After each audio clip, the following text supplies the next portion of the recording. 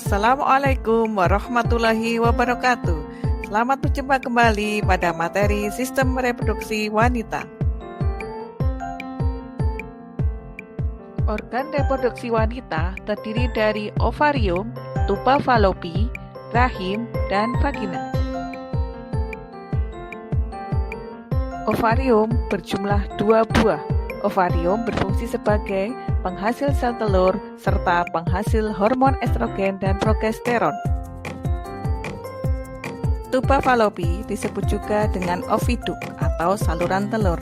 Tuba falopi berfungsi sebagai tempat terjadinya fertilisasi. Fertilisasi adalah peristiwa bertemunya sel telur dengan sel sperma.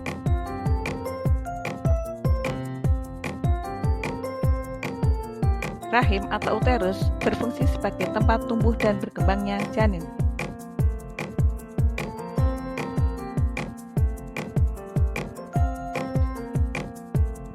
Vagina berfungsi sebagai 1. Tempat keluarnya darah menstruasi, 2. Tempat masuknya sperma, 3. Tempat keluarnya janin.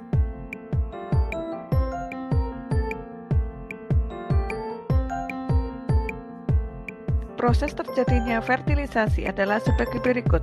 Sel telur dikeluarkan oleh ovarium, ditangkap oleh fimbre, kemudian bergerak menuju ke tuba falopi.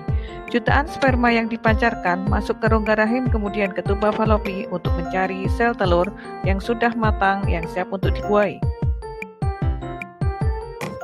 Dari jutaan sel sperma yang dipancarkan, hanya beberapa saja yang bisa bertahan dan sampai di tuba falopi, dan hanya 1 sperma yang hidup di sel telur.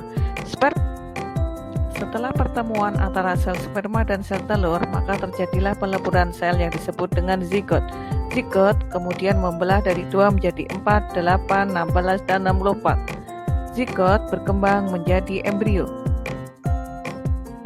Pada usia 1 hari, embrio mulai melakukan perjalanan dari tuba falopi menuju ke rahim. Pada usia 7 hari, embrio mulai menempel di dinding rahim. Embrio akan berkembang di dalam janin selama kurang lebih 40 minggu. Fase menstruasi. Menstruasi adalah peluruan lapisan dinding rahim keluar melalui vagina karena sel telur tidak dibuahi. Fase folikel dimulai sejak hari pertama menstruasi sampai berakhir saat ovulasi.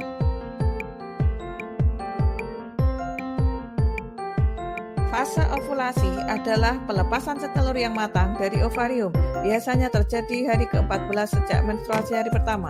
Fase luteum, yaitu terbentuknya korpus luteum sehingga dinding rahim menempel.